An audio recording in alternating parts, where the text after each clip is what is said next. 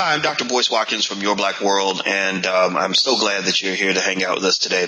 I don't know if you saw in the media, but there was a brother at Rikers Island who was a homeless man.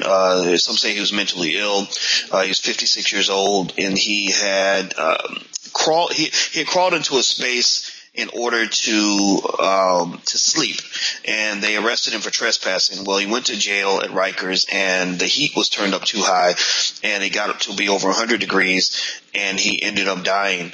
And, you know, this case really got my attention, and I just wanted to talk about it. And so to talk about this, I wanted to talk to respected criminologist, Dr. Chenelle Jones. She's at Ohio Dominican University. And first, I should start off by asking Chenelle, how are you today? Good, as always. Doing great. How are you? I'm doing really well. And, I'm a little sad about that story that I read. I sent you the link, yesterday, and I was like, I really like to talk about this because, the thing is we hear about so many cases of prison torture. And it seems that nobody does anything about it. Even at Rikers, I don't know if you know this. Did you read this? I don't know if you read this in the article, but I think they said since New Year's, 12 people have been stabbed at Rikers Island. And that's just one prison, or one jail. I don't know if I guess I have to double check, see if Rikers is a jail or a prison or both. But it's notorious for the violence. What were your thoughts when you first saw this story, Chenelle? First thing actually that I thought was, this guy his name is Jerome Murdo, actually. And, Jerome was failed on so many levels by so many different agencies. And it speaks to just systematic failure. He was homeless, number one. Nobody was there to, assist him. Then he was arrested. And I honestly think he should not have been arrested. And if he was arrested, they probably should have taken him to a social service agency or some agency that could provide services for him rather than arrest him. And then they set the bond. Of course, he's homeless. They set the bond at $2,500. Well, he's homeless. He can't afford that. So that's why he wound up being placed in the jail. So Rikers Island is 400 acres. There's 10 facilities on there. It is a jail, but they house anywhere between, I want to say 11,000 to about 12,000 inmates in those different facilities. And that's a lot, number one. The other issue that I had with with this entire case was that he had mental issues. He was diagnosed, I think he was on an antipsychotic, and he had some schizophrenia, something like that going on.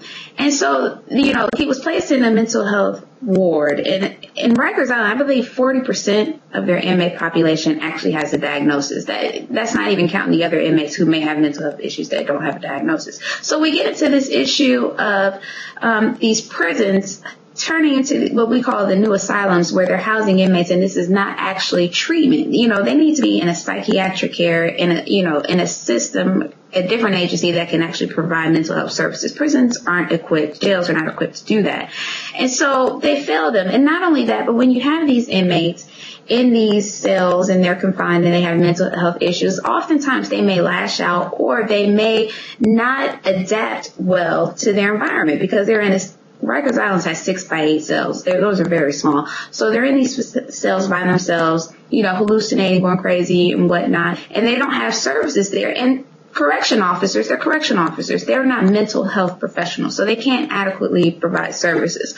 So what we find here is that most of these jails, a lot of them implement these systems of what we call coercive control. And it can be violent or nonviolent. And it's techniques implemented by corrections officers in order to control undesirable behavior by the inmates. So that could be shutting off water, cutting off electricity to the cell.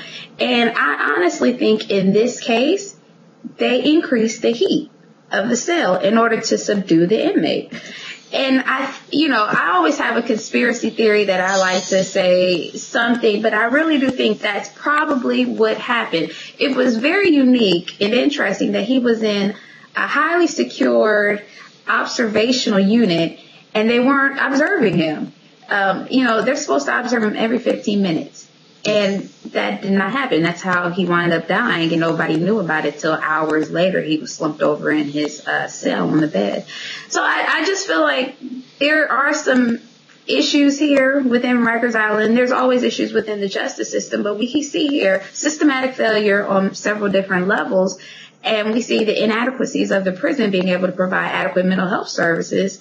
And not only that, we probably see, I think, a little bit of conspiracy with the corrections officers trying to control the inmates using these coercive techniques where they increase the heat as one of those methods, and it backfired on them. I'm really interested to see what the outcome of this investigation is going to be, because I feel we're going to find some foul play on some levels. So, Dr. That's Jones, my thoughts on it. well, those are great thoughts, and it sounds to me it sounds almost like you're talking about torture, and I think it seems that that's the word to describe what's happening in many of our prisons, and we have seen time and time again that there are innocent people in prison, there are redeemable people in prison, there are people in prison who got sentences that were far disproportionate to the magnitude of their crime, and nobody's saying anything. I've even heard people make jokes about prison rape, that it's funny. Oh, if you go to prison, somebody's going to rape you. Well, that's not really funny. That's not funny at all.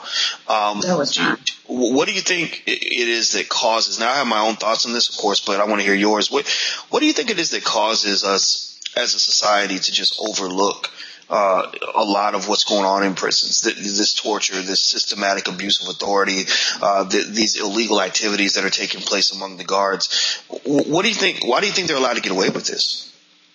I think they're allowed to get away with it because the first thing we think about when we say criminal, we think they're criminal. We dehumanize them. We think they did something wrong, and any sort of treatment that happens to them, good or bad, they deserve it. And also, I think to some extent we're desensitized as a nation, to what's going on in the prisons. And also, I always like to look at it within the context of, a criminological, actually a theory, which would be moral disengagement, which says we morally disengage from behaviors that go against our norms, what we think is acceptable, as a way of just shielding it from our sight. So, if we detach, if we say it's not happening, don't acknowledge that it happens or overlook it, then that's easier for us to digest and just not even acknowledge it. Well, they deserved it. This is what happened to them. They did some kind of crime to cause this or bring this onto themselves. I think it's a problem with our society as a whole with inmates. We stigmatize them. We devalue them, we marginalize them, we eventually dehumanize them, and as such, we say whatever happens to them is okay, and we just overlook it. That is a problem. I think it's a problem we have here across the board. Well, that's interesting that you bring that up, and that the conversation has gone in that direction, because I don't know if you remember the inmate strike that took place in Georgia, where the inmates engaged in a peaceful protest against the conditions in which they're forced to live. And one thing I noticed was that during the strike, first of all, it was difficult to get public support for the inmates for the reasons you just described. And then second of all, you saw the guards really engaging in very harsh retaliatory action. Like, it was wintertime and they turned off the heat in the cells. There were inmates who were beaten, beyond recognition, away from the camera. They were taken into a room where there were no cameras, and one of them was actually beaten to death. And it's interesting that you sort of have this torture happen. It tends to happen to black people. And when I see this sort of thing, I'm correlating it with so many factors, so many things go through my head. The couple things that I think about are, one, we know that the 13th Amendment doesn't outlaw slavery entirely. It actually says slavery is legal if you are convicted of a felony. That's the first thing. So technically, according to the Constitution, a person can be a slave if they go to prison. So there's a link to slavery there. And then the second thing, that really comes to mind is this study that I saw where it said that white people believe that black people experience less pain, that they have a harder time empathizing with the pain that they experience and the things they go through. And so, when you got these facilities that have so many black and brown people in them, and they're going through this insane amount of torture, they've been labeled as criminals. it really almost becomes the kind of thing that you see really having elevated to almost Holocaust proportions. I mean, it's, the mental health crisis, from prisons is out of control. When my older brother, who died a couple years ago, when he came out of prison at the age of 18, he went to prison maybe 17, 18 years old. And, I don't know what happened to him. I never really asked, but I know whatever it was terrible. He was not a strong man. He was not somebody that, he was not somebody that could have withstood whatever happened when those grown men were all around him doing horrible things, whatever it was. I don't know what happened, but I know that he was not mentally right for 30 years. I noticed that he just wasn't the man that he was before. He wasn't somebody I looked up to. I looked up to him a lot up until that time. And then when he went to jail and came out as a different person, it was hard for me to look up to him.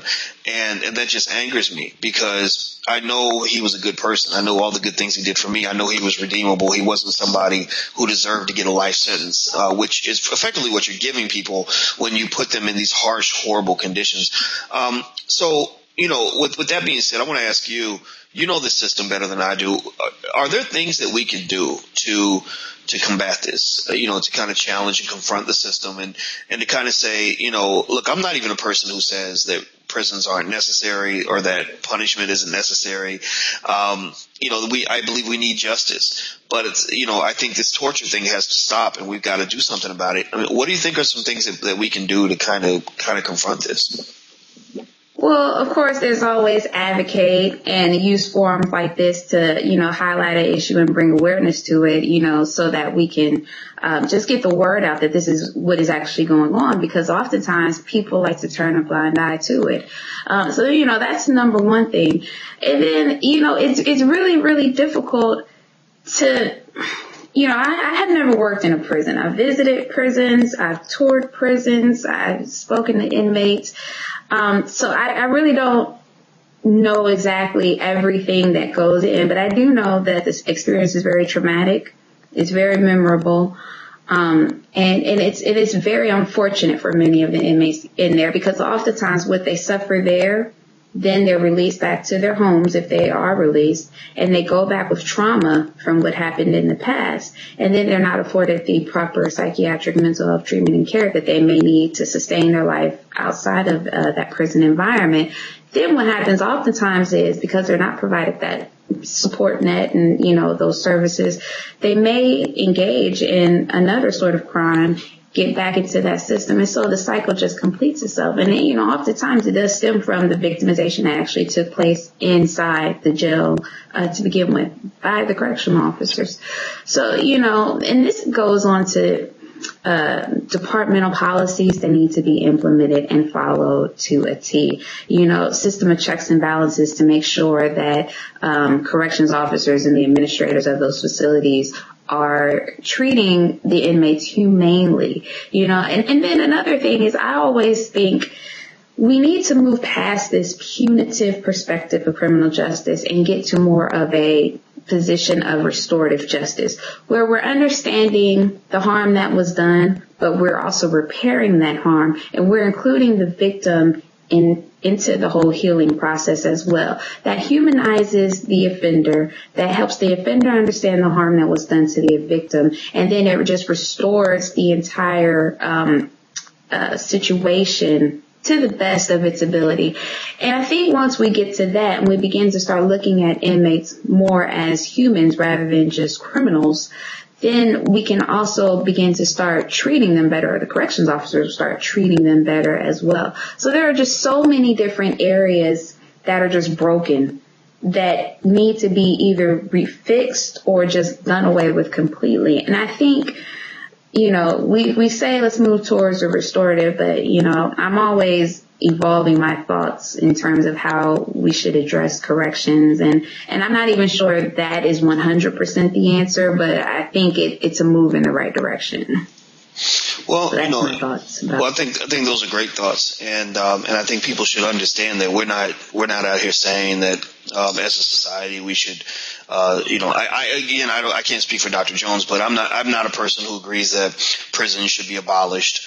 I'm not a person who believes that the death, I'm even okay with the death penalty in certain cases. I mean, I understand the pain of a victim, and when you see some of the crimes that happen, the heinousness of them, I guess maybe I'm a little old school in terms of, I'm okay with an eye for an eye sometimes, but again, I'm not speaking for Dr. Jones. She has a different point of view, I'm sure, but maybe not. But, I think that that's the important point to make, that we're not some ushy-cushy liberals who are out here just sort of saying, we should just act like inmates didn't do anything wrong. I think that there are many inmates who have done horrible things to other people, and they should pay a price for that. There's a debt owed to society, and I believe they should pay every penny of that. But here's the issue. Here's what we have to understand. Number one, the United States, as much as we claim to be a country of freedom and liberty, we actually incarcerate more citizens than every country in the world. So America is the best place to be if you want to be locked up. Not China, not Iran, not all these other countries that we claim don't have freedom.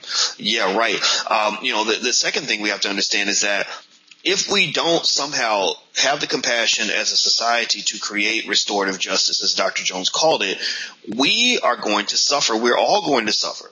Because when you put inmates in that facility, like animals in a cage, and you create mental illness, you create disease, you create all kinds of trauma that they're going to bring out into society when they're released, it only makes the world more dangerous for all of us. And then on top of that, you marginalize them for life, so they become very desperate. And I would say that the most dangerous person in a room is the person who has nothing to live for, who's lost everything.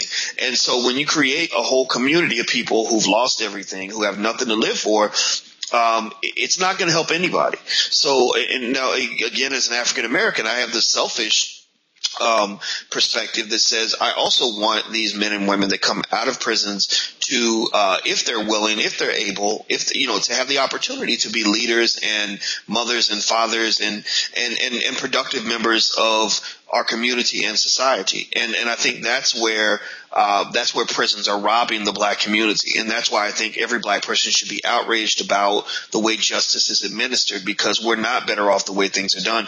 And, an anecdote that I think captures the essence of what's being done to our community, which turns us into a Holocaust, which actually is why I agree with Michelle Alexander. We talked about this, where we both agree that our position is that the government owes the Black America reparations for the war on drugs. We are owed reparations. Now, whether we'll get those reparations, I don't know, but it should be laid on the table that those reparations should be paid. And here's why, or here's a story that explains why I feel this way. I went to an event and I heard a woman speak, and she said that her brother just got 10 years in prison. And she said that the same judge that sentenced her brother also sentenced her father to life in prison. And so you got this intergenerational thing going on where families are just destroyed. And as Mark Lamont Hill mentioned in the New Paradigm Forum, spirits are disrupted by this system, by this process. So we have to be smarter on crime if we're going to make our society better. If we continue down this path, we are going to ultimately destroy our country. In fact, two things that certainly will destroy America if we don't change them. One is the way we administer justice. The other is out of control capitalism, where we're letting the rich hoard all the wealth and screw all the working class people. Those are two things that will ultimately destroy America, and I'll believe this till the day I die. So anyway, I'm done, Dr. Jones. I'm getting off the soapbox. I want to say thank you so much. And now I said a lot. Did you have one more thing to say on that? I don't want to give myself. I think you closed it perfectly. No, I think you closed it out perfectly. I have nothing else to say. Okay.